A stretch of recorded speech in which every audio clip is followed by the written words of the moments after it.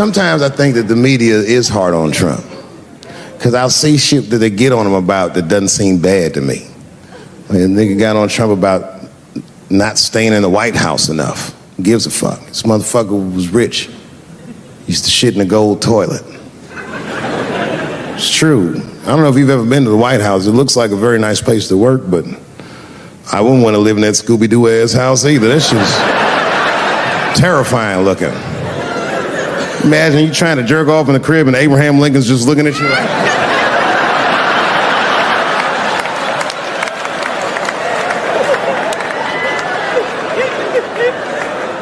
Shit, Bush didn't stay there either. He was rich too. He was like, fuck that, I'm going to my ranch in Texas. Obama was the first motherfucker to move into the White House like, this is a nice place. Look at this rug.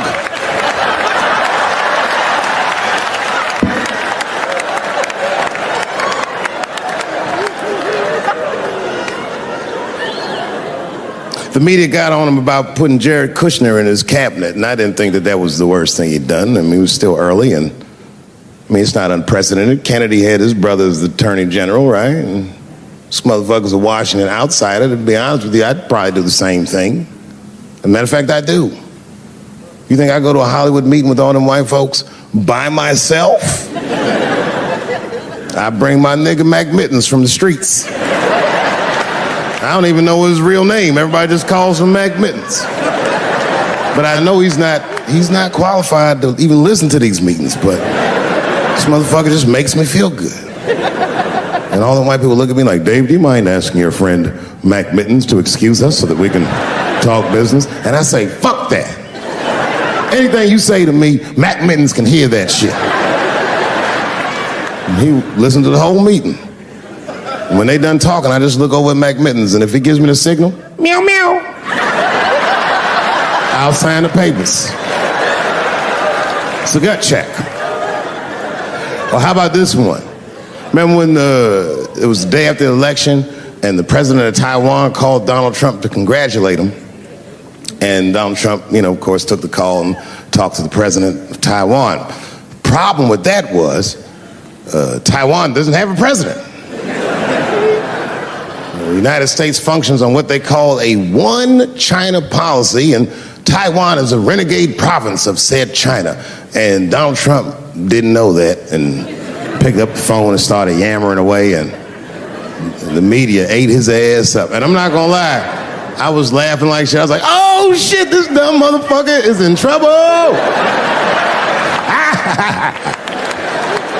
And then that night I was in bed drifting off to sleep, and then I had to admit it to myself. I was like, I didn't know that shit either.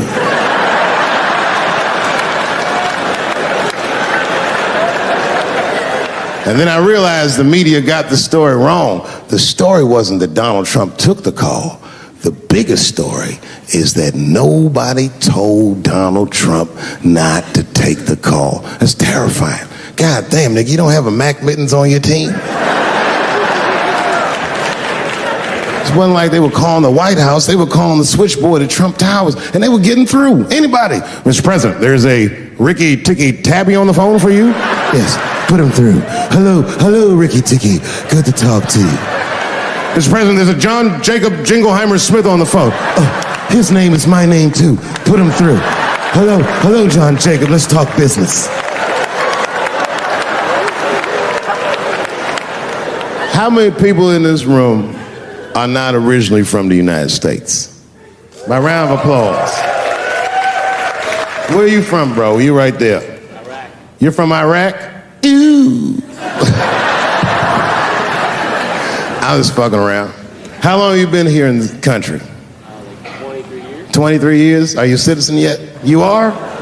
Congratulations, nigga. Congratulations. Well, welcome to this great land. I'm going to give you a history lesson, because I'm sure this wasn't on your entry exam. But every naturalized American has heard something about what I'm about to tell you.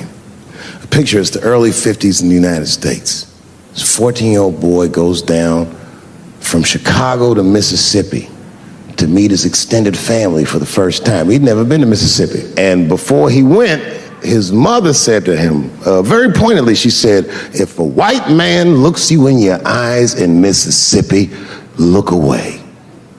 And I don't know what you know about black people from Chicago, but they're not a scared people. Legend has it, he was in front of a convenience store, hanging out with his cousins, having a good time, and a white woman walked out of the store, and he thought she was pretty, and he said, bye, baby. Not realizing that he had just made a fatal mistake. 4 days later, a group of adult white men burst into this family's home and snatched a 14-year-old boy out of bed in front of his family that was powerless to stop them, and he was never seen alive again. His name was Emmett Till. They found his body maybe a few days later. It was in a creek, tied to a wheel so it would sink, horribly beaten and bloated. Hideous. And lucky for everybody in America, his mother was a fucking gangster. She was.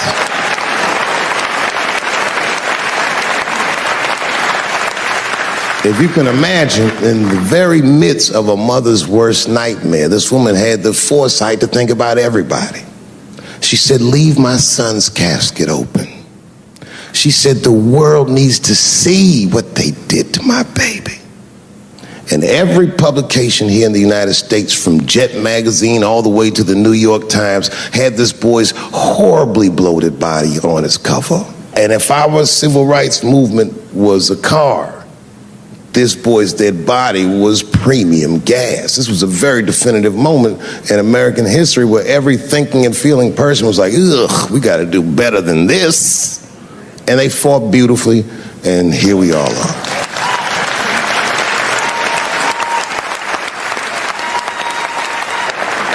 And the reason that I bring that up tonight and why it's relevant now is because less than a year ago, the woman that he allegedly whistled at admitted on her deathbed that she lied in her court testimony. And you can imagine when we read that shit, we was like, ooh, you lying ass bitch. Was furious. But that was my initial reaction. And initial reactions that we all learned as we get older are often wrong or more often incomplete. They call this phenomenon standing too close to an elephant. The analogy being that if you stand too close to an elephant, you can't see the elephant. All you see is its penis-like skin. You gotta step back and give it a better look. And on stepping back and thinking about it for a few moments, I realized that it must have been very difficult for this woman to tell a truth that heinous about herself at any point in her life, even the very end. And I was grateful that she had the courage to tell it before she left this world, because it's an important truth and we needed to know. And I said to myself, well, thank you for telling the truth. You lying ass bitch.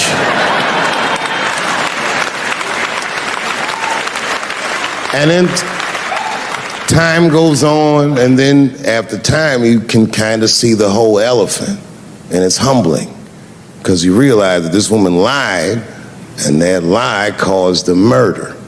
But that murder set in motion a sequence of events that made my wonderful life possible, that made this very night possible. How could this be that this lie could make the world a better place? It's maddening. And that's how I feel about this president. I feel like this motherfucker might be the lie that saves us all. Because I have never felt more American than when we all hate on this motherfucker together. Jesus Christ, it's good. And when it happens, I can see everybody that's struggling. So if I'm on stage and I tell a joke that makes you want to beat up a transgender, then you're probably a piece of shit and don't come see me anymore. Or if you don't understand that when a football player takes a knee during the national anthem, he's actually standing up for me, then you might not want to fuck with me anymore.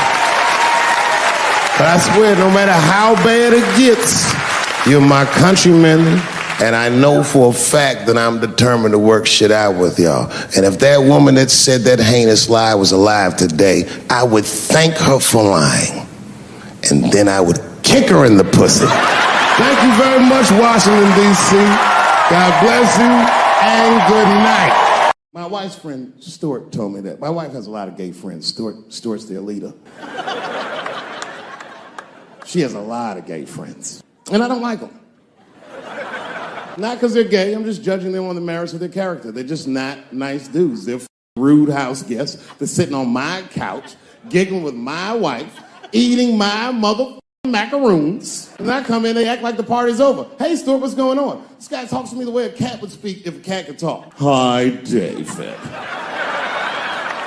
He always wants to have some kind of gay political argument. The last one was about a petition in federal court to take the words husband and wife out of the law. I said, well, why would you want those words out the law? He said, because it discriminates against same-sex couples. I was like, niggas, please save me the semantics. Just trust me, take your chips and get the fuck out of the casino. You're about to crap out. Go outside, talk that over amongst yourselves, and whichever one of you is gayer, that's the wife.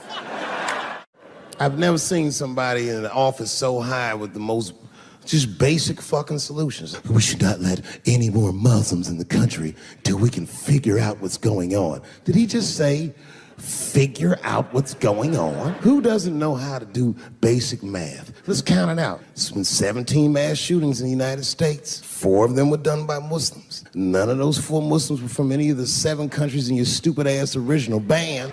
The other 13 shootings were done by the Tiki Torch whites. And you don't see me trying to ban white people from the show to keep the rest of the audience safe. It's a fucking terrible idea because it's mean and it's racist. And most importantly, if there were no white people here tonight, I might leave this bitch with $1,800. This man needs to realize that we all need each other. And that's why we will never, ever be able to beat China. Because everybody in America is racist and everybody in China is Chinese. This guy, R. Kelly, got another sex tape out now. This guy makes more sex tapes than he does music. He's like the DJ Khaled of sex tapes. Another one. Like, damn. The new one's so bad that they didn't even show it. 16 times the girl's age was mentioned. Isn't that crazy? This motherfucker's an idiot. He was fucking her like, yeah, this is the best 14-year-old pussy I've ever had in my life. And she was like, you like this 14-year-old pussy? He's like, oh yeah, I love this 14. I'm like, man, you need to shut the fuck up. You gotta give your lawyer something to work with. You're supposed to be on the tape like, this is the best 36-year-old pussy I've ever had in my life. And then your lawyer gonna be like, Your Honor, clearly my client thought that this woman was 36. As he mentioned some 16 times in the tape. They gonna know you lying though, you know what I mean? Everybody knows no such thing as good 36-year-old pussy. It is wild, bro. Where you from, man? Where you from? New York. You from, what, Manhattan? Brooklyn. You are from Brooklyn, aren't you? You look like you can rob somebody with a hammer.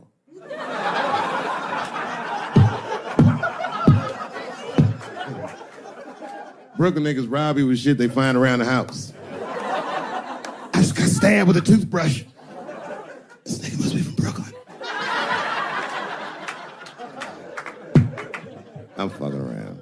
I think, okay, again, of all those letters, the T has the toughest road ahead. In fact, I think the T should stand for tough road ahead. They've got the longest mental gap to bridge. That's all I'm saying.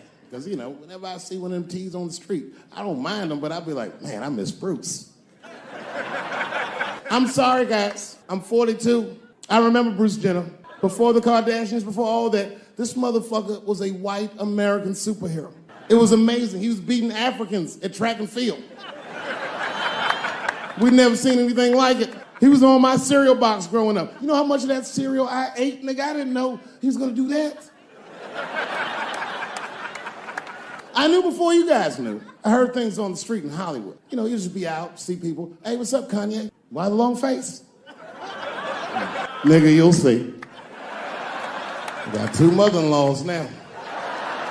There was a big dance coming up in the middle school. I was 12 years old. I said, Dad, can I go to the dance? He said, of course you can go to the dance. I want you to get out and meet some more kids. I said, great. It costs $3 to get in. And my dad said, ooh, sorry, son, I don't have it. I was like, what the fuck? You don't have $3? Well, then how are we alive, Dad? Dad said, if you want to go to the dance bad enough, I'll tell you what, if there's some money in the change jar, get the money from there. I was 12 years old. That's what I did. I showed up to the dance early. There's a long line of kids waiting behind me while I'm at the door trying to count out 300 pennies to get inside. I will never forget this shit as long as I fucking live. Oh, man, you know, if you've been poor, you know what that feels like. You ashamed all the time. Feels like it's your fault. And all them kids was laughing, ha, ha, ha. Look how poor Dave Chappelle is. Like, when I think back at it, that's really the only time in my life that I ever thought to myself, I should kill everybody at school. No, this is what I mean. Okay, look, okay, you're an Asian dude. No, I say this with no disrespect, but we're all Americans, right? And we can agree that America has a huge body count all over the world, but nowhere more than Asia. Literally, if you look at history, recently, we have bombed the masculinity out of an entire continent. We dropped 2 atomic bombs on fucking Japan, and they've been drawing Hello Kitty and shit ever since. There's a lot of lady boys in the wake of our bombs, and I know these things because my wife is Asian. She's Filipino. All right, well, okay, so that explains it. Now you know why you see me at all those Filipino events. I'm not there picking up pussy, I'm dropping some off.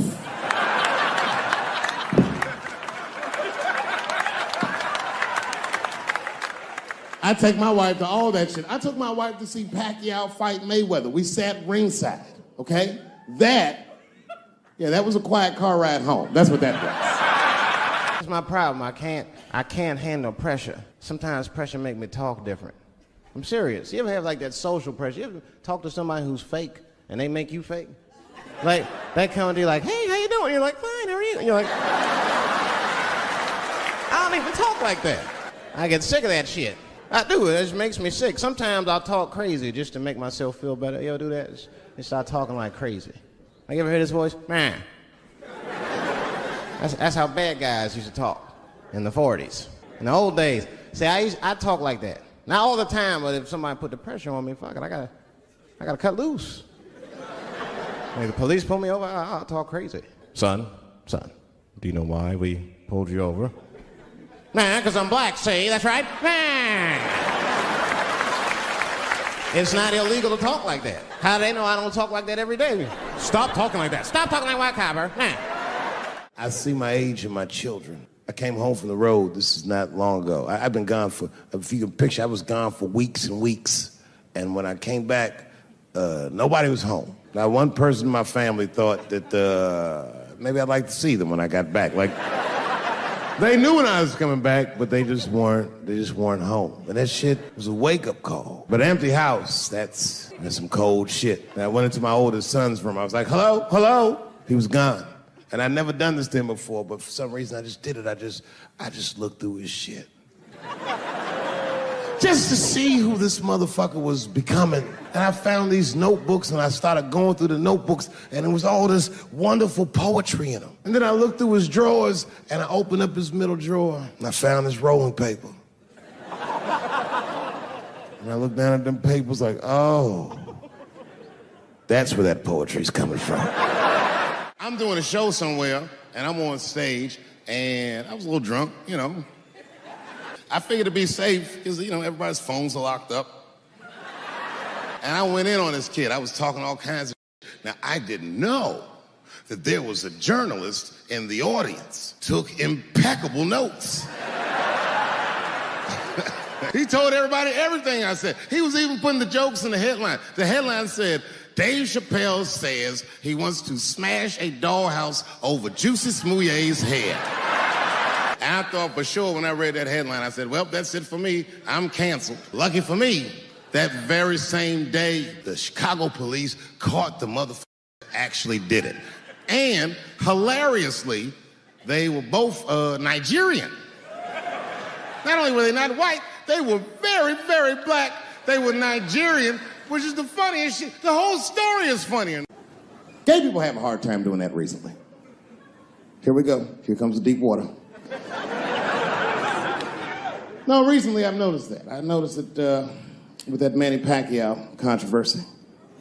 Yeah, no, it was now in the gay community's defense, Manny Pacquiao said some outlandish shit about gay people. Very, very not nice things that I won't repeat, but there was biblical verses and some analogies to animals. Wasn't a good look. Nike took his shoes immediately, which I thought was a little harsh. A little harsh. You know what I mean? Because he's, just because he's Asian. You know what I mean? Fuck, you gonna take shoes off Asian dude to appease a gay dude. You know what I mean? No? You don't know what I mean. But Asian people kind of know what I mean. No? No Asians in the front? No? No, this is what I mean. Okay, look. Okay, you're an Asian dude. No, I say this with no disrespect. But we're all Americans, right? And we can agree that America has a huge body count all over the world. But nowhere more than Asia. Literally, if you look at history, recently, we have bombed the masculinity out of an entire continent. We dropped 2 atomic bombs on fucking Japan, and they've been drawing Hello Kitty and shit ever since. There's a lot of lady boys in the wake of our bombs. And I know these things because my wife is Asian. She's Filipino. All right, well, okay, so that explains it. Now you know why you see me at all those Filipino events. I'm not there picking up pussy, I'm dropping some off.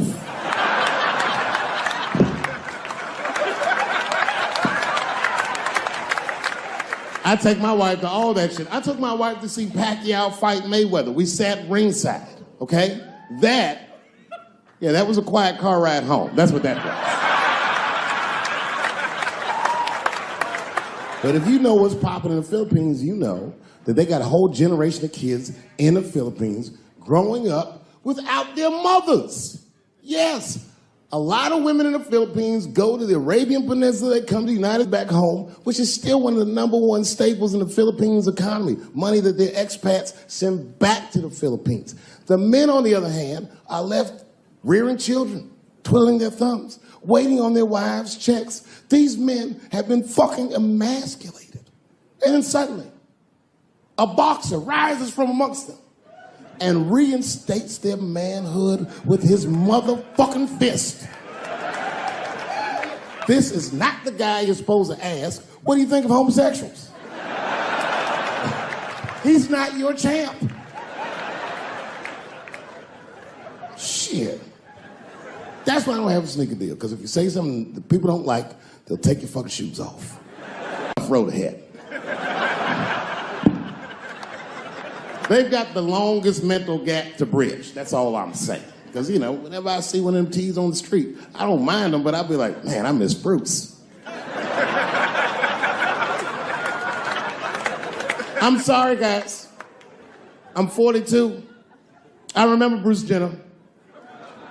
Before the Kardashians, before all that, this motherfucker was a white American superhero.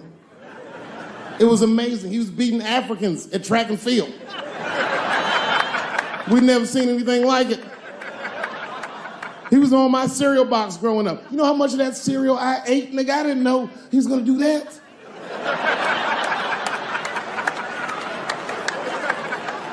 I knew before you guys knew. I heard things on the street in Hollywood. You know, you just be out, see people. Hey, what's up, Kanye? Why the long face? Nigga, you'll see. Got 2 mother-in-laws now. And when I heard he was gonna do it, I was scared. I didn't think the public was ready. I didn't think the media was ready. And you know what? I was wrong. Never seen anything like it. Welcome to the world, Caitlin. So long, Bruce. Hello. Somebody called me a nigga in traffic last Wednesday. It's so long, it takes a minute.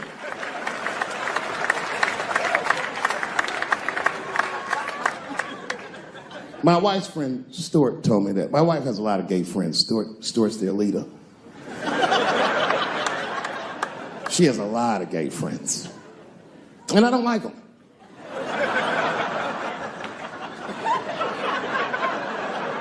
Not because they're gay, I'm just judging them on the merits of their character. They're just not nice dudes. They're fucking rude house guests. They're sitting on my couch, giggling with my wife, eating my motherfucking macaroons. And I come in, they act like the party's over. Hey, Stuart, what's going on? This guy talks to me the way a cat would speak if a cat could talk. Hi, David.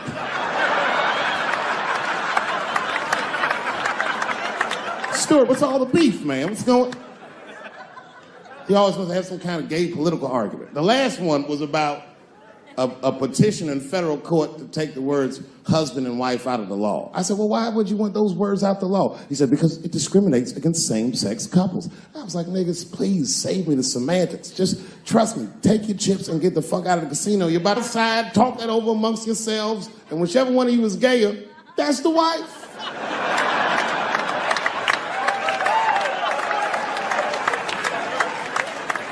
No, Stuart didn't like that.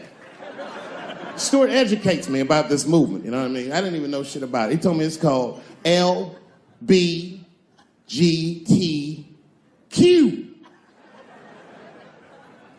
I was like, what the fuck is the Q?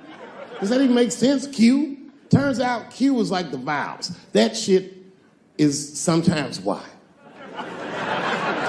It's for gay dudes that don't really know they're gay. You know what I mean? Like prison fags who are like, well, I'm not gay, nigga. I'm just sucking these dicks to pass the time.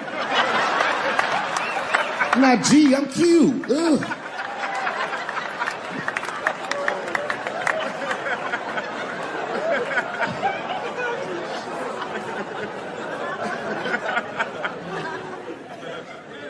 I think, okay, again, of all those letters, the T has the toughest road ahead. In fact, I think the T should stand for tough. If Martin Luther King had a sneaker deal, we'd still be on the back of the bus. They always true, the Nike exec would come up, hi, Martin,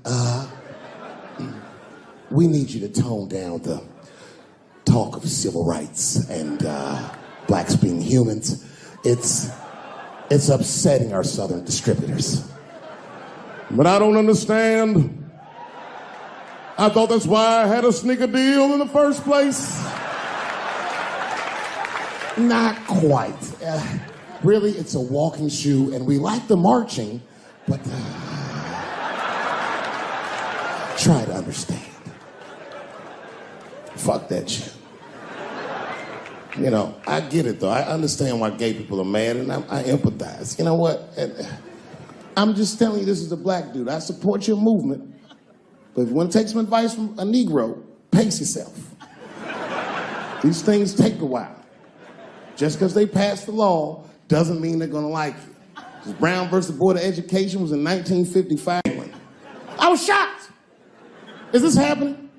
Wait a minute. Is this a time in American history when an American can make a decision for themselves, and even though other Americans don't understand it, they'll support it and let this person live a happy life? Is this what's happening? If it is, then good for America. That's Dave Chappelle, the American.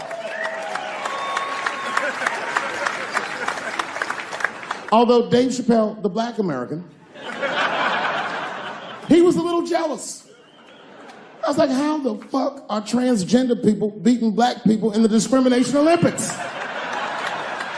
If the police shot half as many transgenders as they did niggas last year, it'd be a fucking war in LA. I know black dudes in Brooklyn, hard street motherfuckers that wear high heels just to feel safe.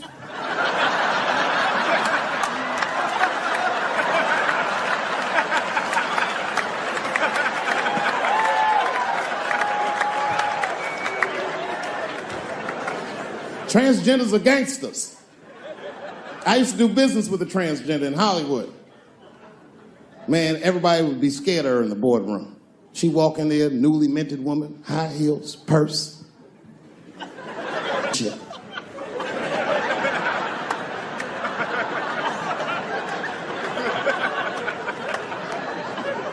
And then she walked to the head of the conference table, stare at us all, reach in her purse, and pull her old dick out and throw it on the table. Let's talk business, gentlemen. Ah!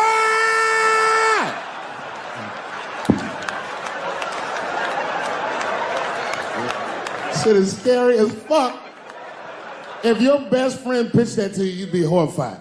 Yo, nigga, let's go to the hospital and cut our dicks off and make pussies out of them shits. What? Can't we just get matching jackets or tattoos or something?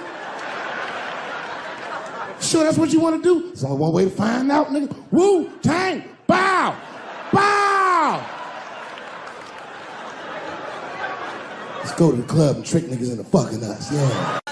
I know it's fucked up, but I tell you the truth. You know, everything's funny. Everything's funny till it happens to you. 3 months, a mere 3 months after that terrible attack that Chris Rock endured, I was on stage at the Hollywood Bowl, and a lunatic jumped out of the crowd and attacked me. Now, I gotta tell you, if it happens to you, you don't even know what the fuck is happening. It was like slow motion. I just looked over. I don't know this nigga. And I just looked and said, oh my God, I'm being attacked. And this motherfucker was ragged. He jumped at me. He was like, ah! I'm old, but I'm fast. I caught this motherfucker's head with my hand and pulled his hoodie over his eyes. I can still feel his head in my hand. It was spongy. He had been growing dreadlocks. Not the beautiful dreads that Rastafarians grow. These were accidental LA homeless dreads. This shit had leaves and sticks and bottle caps and shit in it. Some kind of grease. I was like, ugh, like this. And then I fell down. And he knocked me all the way on the ground. And I was like, man, this is a bad situation. I'm like, I don't know if I'm gonna die or what's gonna happen. But in that moment of vulnerability, you know what occurred to me that had never occurred to me before in my life? In that moment, it occurred to me that bodyguards should not wear dress shoes to work. Travis! This nigga Travis came out slipping and sliding on some kind of beautiful loafer and fell flat on his back. Bop. I said, oh my God.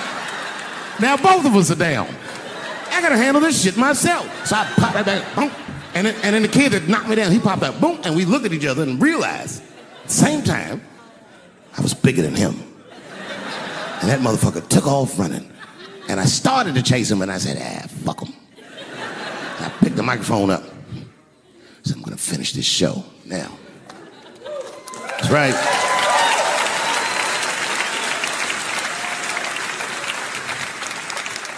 For 3 months before that, I'd been making fun of Chris Rock. And people would ask me all the time. They'd say, Dave, what would you do if you were Chris Rock and Will Smith slapped you in the face? And to this day, the answer is the same. Well, I don't know what I would have done. I've never been in a situation that extreme. But I do know now what Will Smith would not have done. And that is enjoy the rest of his evening. Man, listen. We gave that kid a good while. We was whooping his ass. Not we, I mean, I was on stage trying to think of a joke to tell, but they was beating this nigga up right behind me. Everybody could see it. Everybody could see it. And I'm sitting up there trying to think of what to say. And I'm tongue-tied. Me, of all people, can't think of anything to say. Look at my karma. Just that moment. Of all the people in the world, Chris Rock walks from backstage, walks up to me in front of 20,000 people, grabs the mic out of my hands and looks at the crowd and goes, was that Will Smith? Man, motherfuckers fell out of their chairs laughing. I was standing there looking stupid. I was fucking furious because I'm thinking in my mind, nigga, this is my attack. You got attacked 3 months ago. Now you have jokes. So I snatched the mic back from Chris and tried to get one off, but my shit did not go good at all. I didn't know what to say. I was just like, it was a trans man. And the crowd was like, boo. It's LA, we like trans people, boo. I know, I felt so bad. I felt so bad. But I know why I did it.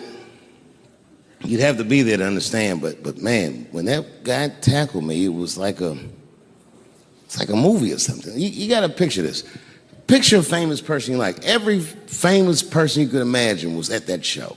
It was like the biggest night that Hollywood had ever seen. And when that guy tackled me, he cleared the bleachers. I had to watch the tape afterwards to know this happened, but as soon as he tackled me, Jamie Foxx was the first motherfucker that jumped out of the crowd. He was wearing a white cowboy hat like he knew this shit was gonna happen to him. Never seen this nigga in a cowboy hat before. And Jamie started chasing that motherfucker around like any given Sunday. And that kid was fast as shit, was juking and shaking, and he broke Jamie's ankles, and he just kept running. And then Jon Stewart from The Daily Show ran from backstage and jumped at this motherfucker like Super Jew. He was like, ah! And the kid seen Jon coming, so he jumped back, and Jon went flying that way. And this kid was fast, and then he turned around. He sees the emergency exit. He starts running for the emergency exit.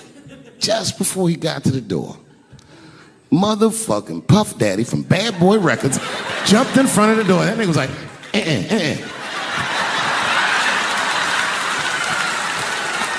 Boy, Puffy got that motherfucker. And then every celebrity just ran out because every celebrity saw themselves in me, and they just started beating the fuck out of that kid. And I know Chris was backstage looking like, nobody helped me.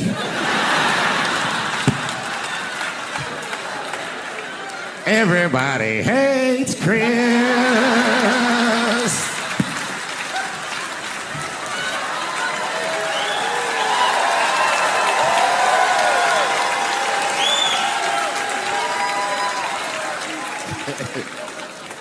Look, it was way more intense than what you guys might have read. I don't know what you read, but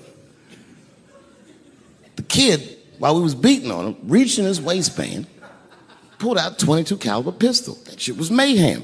Everybody started screaming, oh my God, he's got a gun, he's got a gun. And then I got scared. I was in the back, but I was scared. Because I knew that everybody that was with me was armed. Yes, if they had shot and killed this kid on stage at the Hollywood Bowl, like I pay you to do, Travis,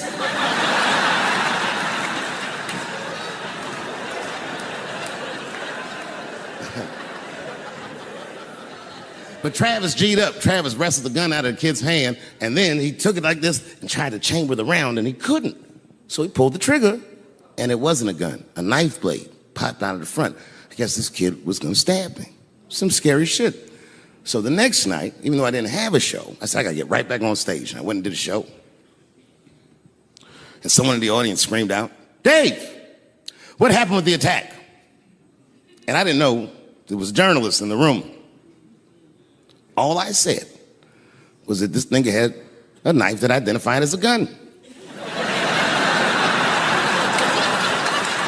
I got 6 more weeks of bad press for that joke. I didn't even do nothing to this nigga. That was not right. That was not right. And then the New York Post went to the jail and interviewed my attacker like he was some kind of hero. And I read that interview. It turns out the entire attack was my fault. Yes, I triggered him. I didn't mean to. I had done jokes about the homeless. It turns out this young man was homeless. And I mean, there's no way I could have known this. But I will say, for a homeless guy, this nigga had incredible seats.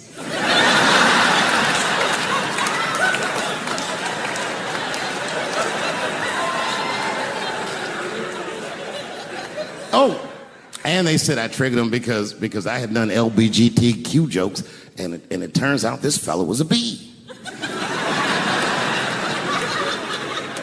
That was the headline in the article. It said, Dave Chappelle's alleged attacker is bisexual. I said, alleged attacker? This motherfucker definitely attacked me. I'll show you the tape. He's allegedly bisexual. I'm gonna need to see him suck somebody's dick before I believe the rest of this article.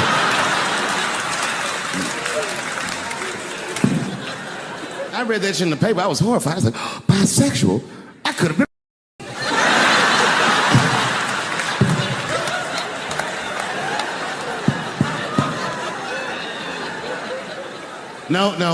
No, you know what though? It's not funny because after all that madness ensued, I went to the hotel room. I was by myself and I opened the door and my wife was in there alone. She was sobbing, like sobbing. I said, oh my God, what's wrong with you, bitch? Did you get attacked too?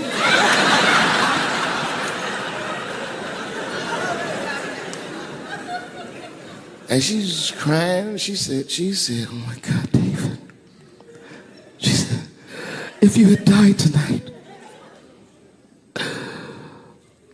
me and the kids would have nothing.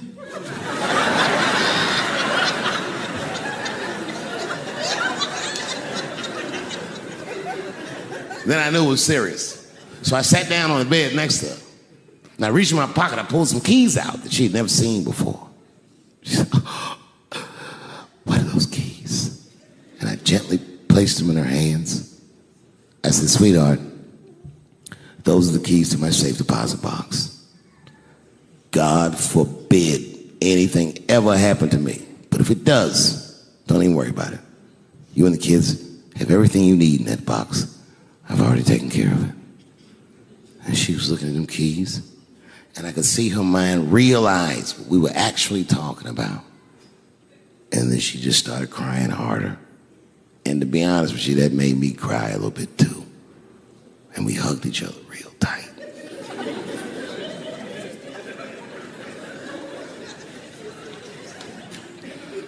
Do you know this bitch looked in the box while I'm alive and well? Does that? Oh my God. And then she was mad at me. She said, God damn it, David, I opened that box. I said, you did? She said, yes, I did. And there was nothing in there.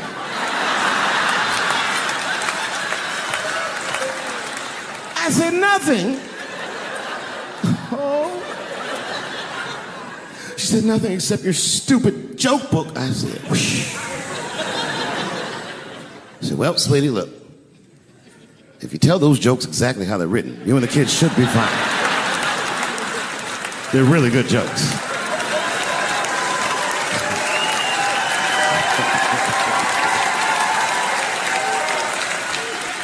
She's like, good jokes? What is this shit? Come join me in my watery grave. No, you gotta roll your throat. Join me in my watery grave.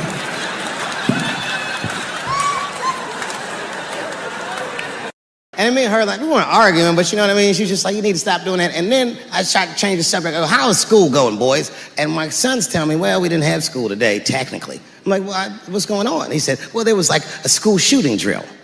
I never heard of this. You know what this is? They have drills that they make kids do where they practice what to do if somebody comes to shoot up their school. I'd never heard that before. I was like, what the fuck? Then I had to tell my sons the truth. I didn't want to tell them this shit. Son, listen to me. Fuck that drill. If somebody comes to your school and wants to shoot it up, I'm just gonna be honest with you. You probably gonna get shot, nigga. I'm just being real. You got a famous dad. I talk a lot of shit. They gonna be gunning for you, little buddy. Just stay low and run in a zigzag pattern and don't try to save anybody, son. Do you understand me?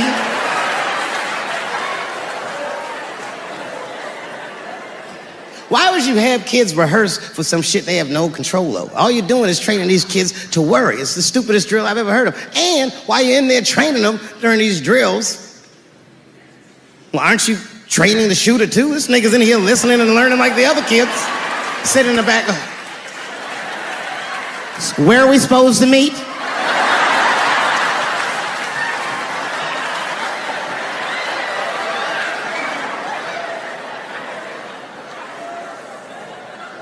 If you're a parent, this shit is terrifying. This shit is real scary. All the parents is looking at each other crazy. Because we know as parents that one of us is raising the shooter. Just don't know which one of us it is. All we know for sure is that if you're a white parent, the chances that it's you is exponentially higher than the rest of us. And shooting up school is a white kid's game. It's fucking crazy. You know, I hated school too. It never occurred to me. Kill everybody in school? It's fucking crazy. Just do what I did, nigga. Try some things. Have you skipped school, nigga? Skip school. Take a walk and meet some other kids. Fuck school, nigga. Try drugs. Have you tried drugs out, nigga? That might...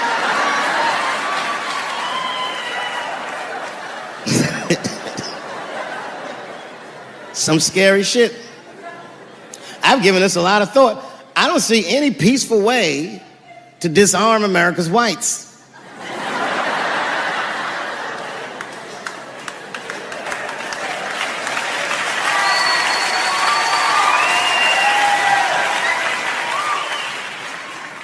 There's only one thing that's going to save this country from itself. Same thing that always saves this country from itself. And that is African Americans. Right. And I know the question that a lot of y'all have in your minds is, should we do it? Yeah, fuck yeah, we should do it. Listen, no matter what they say or how they make you feel, remember, this is your country too. It is incumbent upon us to save our country. And you know what we have to do. This is a fucking election year. We got to be serious. Every able-bodied African American must register for a legal firearm.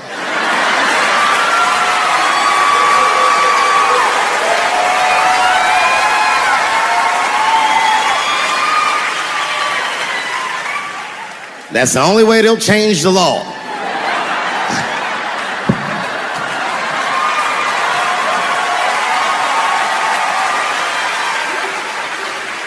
I hate guns, personally. I can't stand them. Yeah, but I have several. I don't want them, but I feel like I need them. Don't forget where I live. I live in Ohio. And anyone that knows anything about Ohio knows that even the word Ohio is an old Native American word. It means, literally, land of poor white people.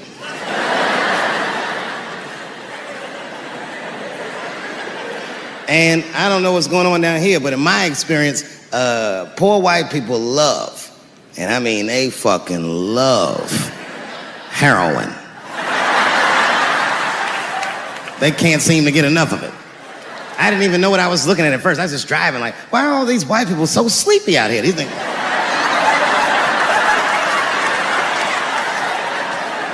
It's really bad. As a matter of fact, I was coming out of a nightclub the other night in Dayton, and I'd parked my car in the alley, and no one was out there. I didn't have no bodyguards or nothing. I was home. I figured everything was fine. And as soon as I opened my car door, all by myself, suddenly, one of these heroin-addicted whites just pops out of a trash can. It scared the shit out of me. I screamed, ah!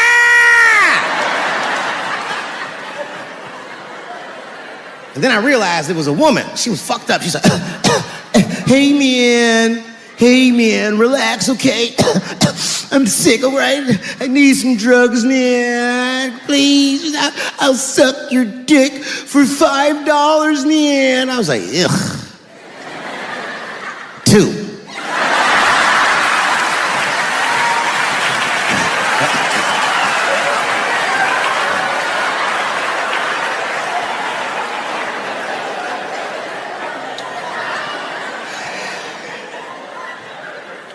Obviously, I'm joking. This opioid crisis is a crisis. I see it every day. It's as bad as they say. It's ruining lives. It's destroying families. Sadly, you know what it reminds me of, seeing it? It reminds me of us. These white folks look exactly like us during the crack epidemic. You know, it's really crazy to see. And all this shit they talk about on the news about how divided the nation is, I don't believe it. I feel like nowadays we're getting a real good look at each other. It's wild because I even have insight into how the white community must have felt watching the black community go through the scourge of crack. Because I don't care either. Hang in there, whites. Just say no. What's so hard about that?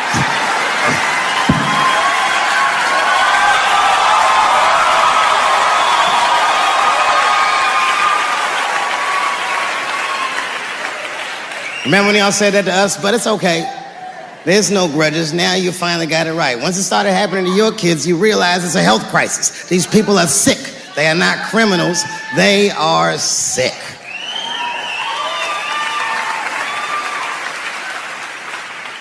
Be that as it may, I'm armed to the teeth. First gun I bought was a 12-gauge shotgun. I didn't want the gun. Remember, though, I'd moved to a farm, and I was sitting there on the porch, and I see a white dude walking across my property, entitled, like he's supposed to be there. He had a rifle over his shoulder, too. Ain't that a bitch? I said, what the fuck is this guy doing on my property? I was mad as shit, but I was unarmed. So I ended up just waving to this motherfucker like a bitch. I was just like...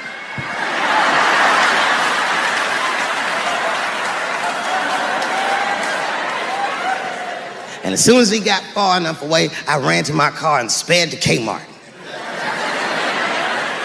This is in a rural white area. And remember, I was nervous because a guy was on my property. I'm black and I was sweaty. You know what I mean? And I ran to the gun counter, black and sweaty, sweating and black. And I looked up at the nigga, I was like, I look like a slave or something. I said, I need a gun immediately, like that, just like that. The guy didn't answer, no questions. He just grabbed a 12-gauge shotgun, handed it to me. I'd never even held a gun before. I'm not a dummy. I'm like, well, I need some bullets too. And the guy reached under the counter, put 2 box shells on the counter. He said, all right, buddy, which box do you want? And I didn't know. One box had a picture of some ducks on it. The other box had a picture of some deer. I said, well, what's that box with them ducks? He said, oh, that there's bird shot. And then he goes just like this, I'm not exaggerating, he goes, that won't kill a man.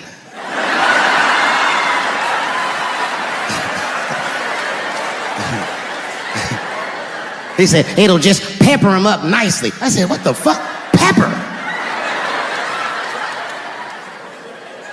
You know what it means to pepper a motherfucker up?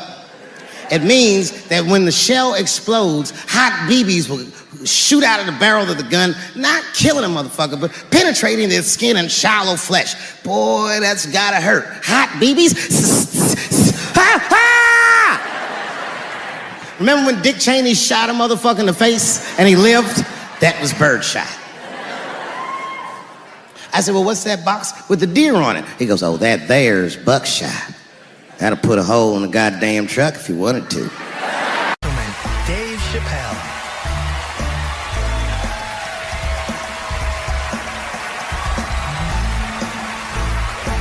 Thank you. Oh boy, I'm very nervous. No pressure.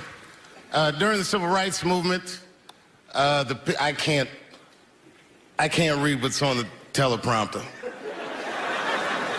Some about black America and white America. There's black Americans and there's white Americans. We're all one America. So if you don't mind, this is not live, is it? I imagine whatever I say, you could just edit it out. Let's try it a few ways. Lou, are you in the booth? I am. All right, good. You know what, Lou? Let's just play around with it and see if we can get it right and get this clip package on, and then let me go home, all right? You got it. All right. Ready? All right, count me in.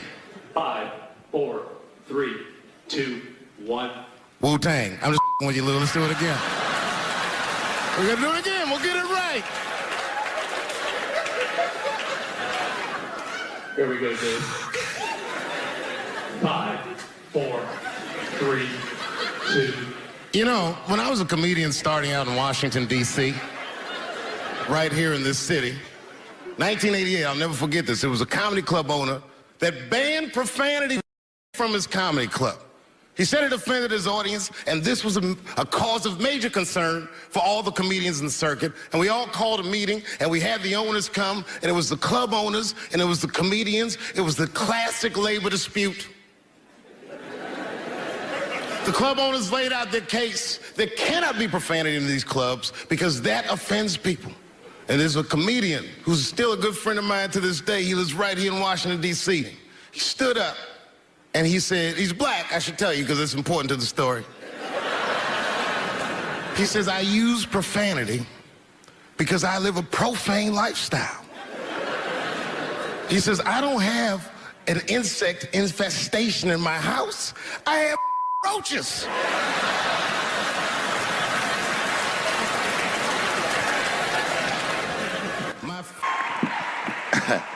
Man, I gotta tell you, when I was sitting here watching what all the other honorees have done with their lives, I started feeling like shit. Like, this is terrible.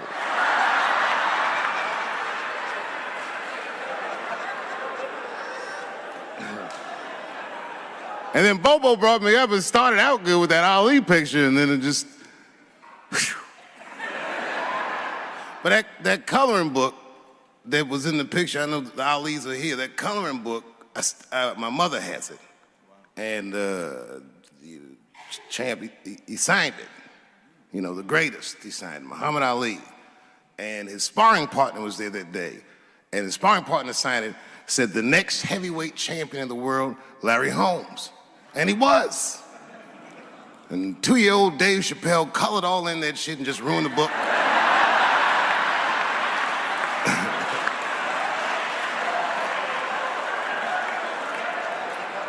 But I remember part of the book that I remember real vividly, because I asked my mother about it when I was a kid. There's a part where there's a picture of Ali throwing his Olympic gold medal into the Ohio River. That's why it's so weird for me being here. You know, both my parents were very brilliant. My dad went to Brown in 1955. That's right. He told me at the time he was one of 3 black students. He said one of the guys got accused of a rape that he probably didn't commit, and the other guy killed himself, and Dad said, and I left. And see, that's what makes us Chappelle's great. We know when to quit.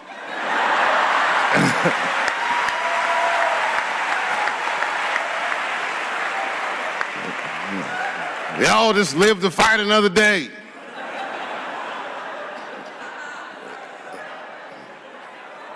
I gotta say, I'm very honored to be here, and I'm very honored to be here with the other honorees. Really, I'm like very humbled by you all, the work that you do, and you all make me want to be better. All of you.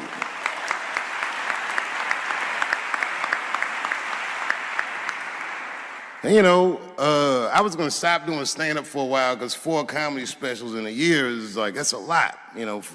But you know, shout out to my colleagues in comedy. I just want to say that in a way, this for me belongs to my mother primarily, who was an African American studies professor, and a lot of the content that I say, she raised me well. I'm not an uninformed person.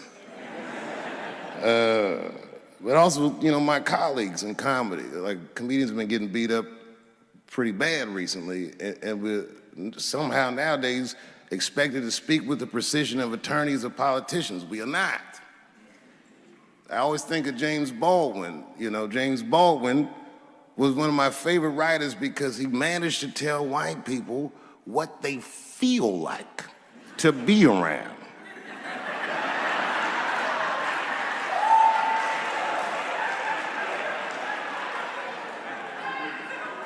So I ain't gonna hang up my gloves yet. I think I got one more special in me. So to quote Baldwin, God gave Noah the rainbow sign. There's no more water, it's the fire next time. Thank you very much. Boy, this comes as a complete surprise.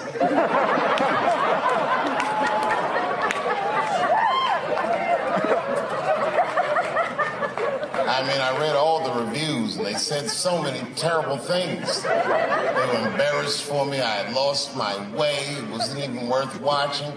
I hope all you critics learn from this. This is a teachable moment. Shut the fuck up forever.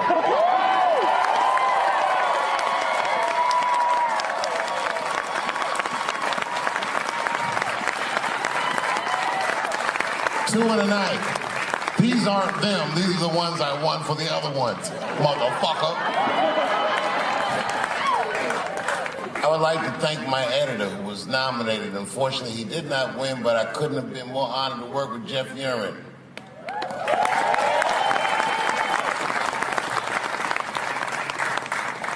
Stan Lathan has been directing television since 1968. Any show that I watched when I was growing up, he directed it. From Sesame Street to Sanford and Son to Good Times to Everything Black And finally, you motherfuckers finally gave him an Emmy tonight. He deserves so much more, but I'm glad you came around.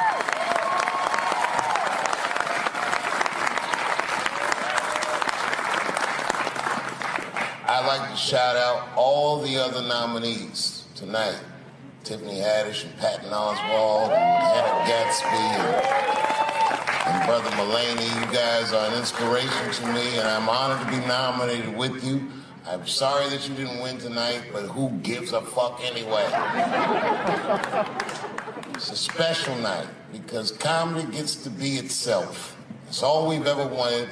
I hope the war is over. We good? And as always, I love to thank my wife, Elaine.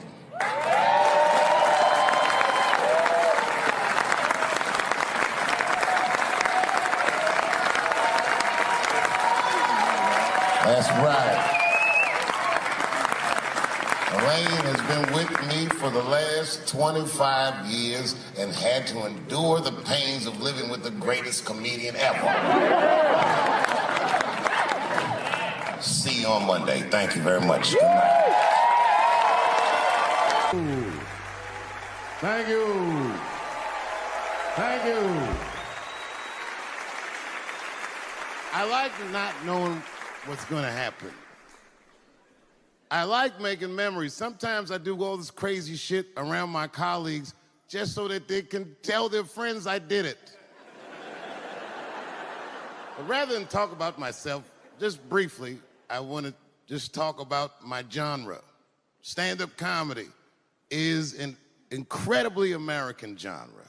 I don't think any other country could produce this many comedians. And unbeknownst to many people in this audience, I don't think there's opinion that it exists in this country that is not represented in a comedy club by somebody. Each and every one of you has a champion in the room. We watch you guys fight, but when we're together, we talk it out. I know comics that are very racist, and I watch them on stage, and everyone's laughing, and I'm like, that motherfucker means that shit. Don't get mad at them, don't hate them. We go upstairs and have a beer, and sometimes I even appreciate the artistry that they paint their racist opinions with. Man, it's not that serious. The First Amendment is first for a reason. The Second Amendment is just in case the first one doesn't work out. We gotta let some air out of the ball, man. The country's getting a little tight. It doesn't feel like it's ever felt in my lifetime. So tonight, I am honored that my colleagues are here in comedy and in music.